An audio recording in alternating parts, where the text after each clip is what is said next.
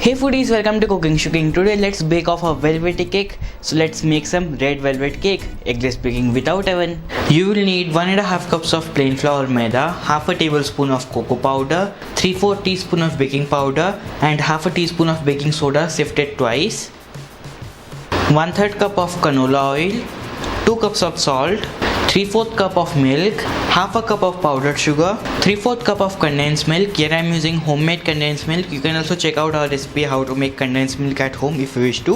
A teaspoon of red food coloring and a teaspoon of vanilla essence. So let us start making it.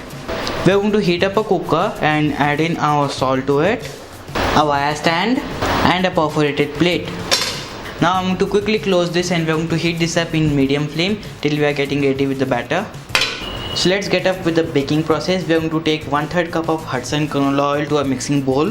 As we all know, cakes made with oil are pretty moist and stays moist in refrigerator as well. So here I am using Hudson canola oil for making our cake. Sometimes what happens is the flavor of the oil comes in the cake and we can feel the oily flavor in the cake. With this canola oil nothing happens like that, so it's very neutral in flavor as well. And by using canola oil we are reducing up to 20% of the fat, so it's great to use this canola oil. Now I'm going to add in my powdered sugar here. So now we're going to whip this. So I'm going to add in my homemade condensed milk to this. Now we're going to whip this for about 3 to 4 minutes or until it gets very smooth and fluffy. So this has started little bit of clumping and it starts leaving the sides. At that point we're going to add in half of our milk and the vanilla essence. Now in low speed we are going to whip this for about a minute or two. So it looks gorgeous to me. Now I'm going to add in half of my plain flour mixture, actually our dry flour mixture, and whip this in low speed. Looks good. Now I'm going to add in rest of my flour mixture or dry mixture and another slow mix around. So this looks perfectly mild chocolate cake batter. Now I'm going to add in my red food color to the milk. I prefer using dry food coloring instead of liquid one over here. Give this a gentle stir and be careful, otherwise it may splash and this can be pretty colorful. So to the cake batter I'm going to add in rest of my milk and color mixture. Now ideally this will be an ideal choice to use a spatula, but I'm going to just go with this machine once again.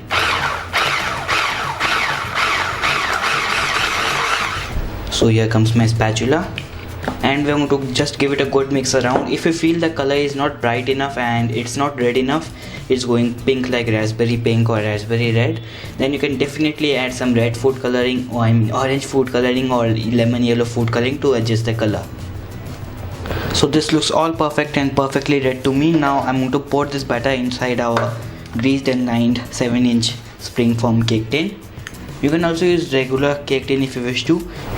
So our cake batter is all ready to go inside our cooker for about 35 to 40 minutes in medium to low flame. You can also bake this in an electric oven or your oven at 180 degrees centigrade for about 30 to 35 minutes or until a toothpick comes out clean.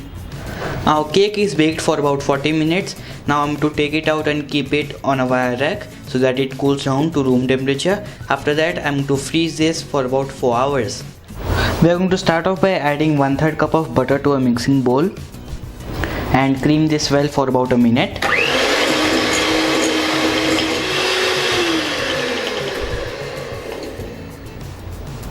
So our butter is all fluffy and perfect. Now we are going to add in little bit of powdered sugar.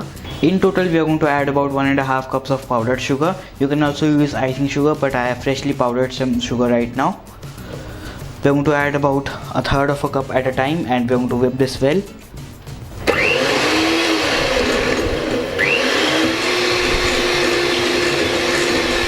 So at last comes our last addition. Be sure to whip it really well in between additions, because if you don't whip it nicely you can get a gritty and grainy icing. So make sure you whip it really well. So now I'm going to whip this for about 5 minutes on high.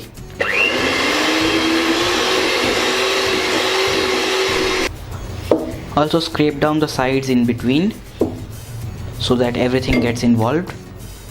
I'm going to add little bit of vanilla to it. about half a teaspoon or so. Now I'm going to whip this for about 5 minutes.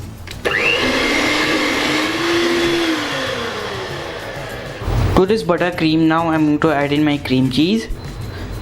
You can check out our video how to make cream cheese at home if you wish to. And we're going to whip this for about 3 to 4 minutes.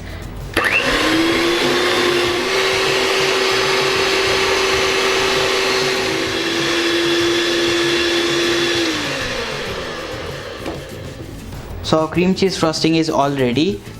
If you want to use only this frosting, you can directly apply it on the cake and use it. I like to make it a little more creamier, fluffier and delicious. So I'm going to whip about 2 cups of whipping cream to stiff peaks. I'm going to add a dollop of whipped cream to this so that it gets light. Otherwise, if you add all at once, it will all get mellowed down. So I'm going to add a little bit of it and give it a good whiz around.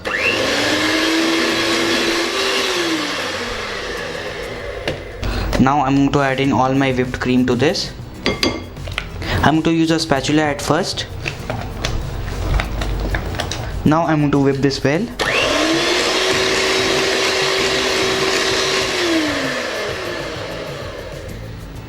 So our frosting is already stiff and perfect. Now let's slice up the cake. So our cake is frozen for about 4 hours and then I have kept it out for about an hour so that it comes down a little bit to room temperature kind of thing.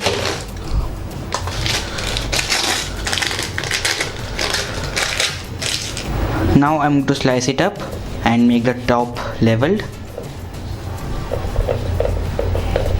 Now I'm going to mark where I want the 3 slices to be.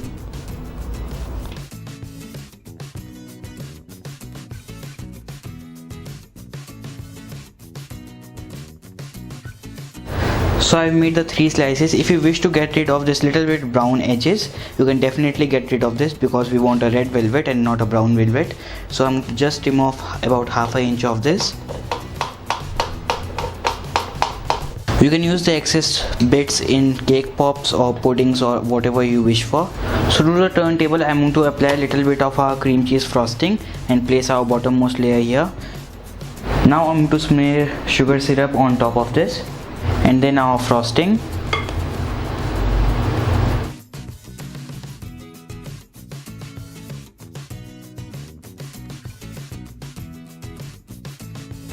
Now I'm going to place the second layer, sugar syrup, and I'm going to repeat the process.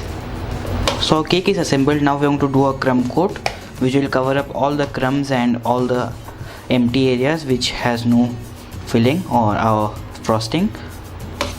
So slowly we are going to turn this around. So basically how it works is you take a long spatula, an angled palette knife or a palette knife, and keep it in an angle straight up and move it around. So sides are pretty much done. Now we are going to cover the top.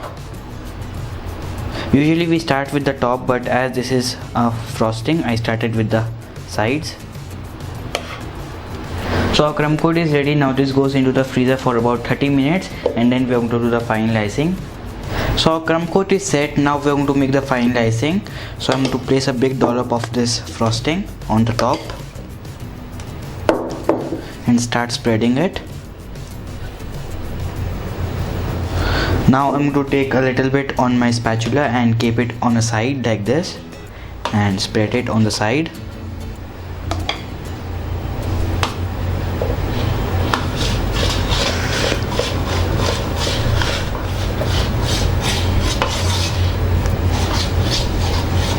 Things can get pretty messy with this icing, so you can scrape the excess like this.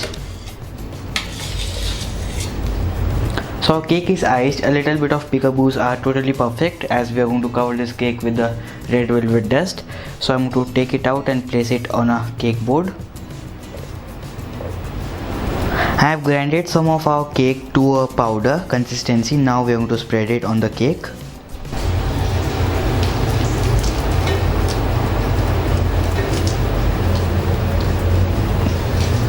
Now I'm going to blow some air to it so that the excessive get out.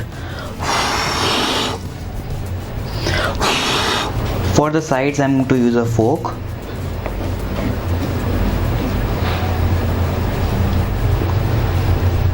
For making the two-tone icing, you would need some of your cream or whipped cream. Here I am using whipped cream as I am out of the cream cheese frosting right now, as I used all of them in the cupcakes. So I'm going to color this with some color. Liquid food color is preferable. Here I am using rose pink. You would also need a piping bag with a large star tip. Now I'm going to take the colored whipped cream and place this in one side of the piping bag, going all the way around, all the way down I mean. Make sure you're not touching the other edge, try to be in the one line. So something like that. Now I'm going to take the white whipped cream, I mean plain whipped cream, and let it go inside on the other edge. So a cordial of pink and white here. So let's pipe up our cake.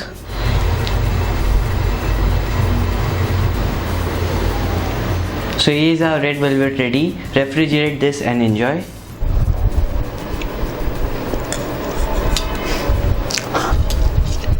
Just melts in the mouth, so make sure you try this and let me know how did this go for you. So do check out the recipe on our website cookingshooking.in as well. Thank you for watching. Do subscribe. Bye.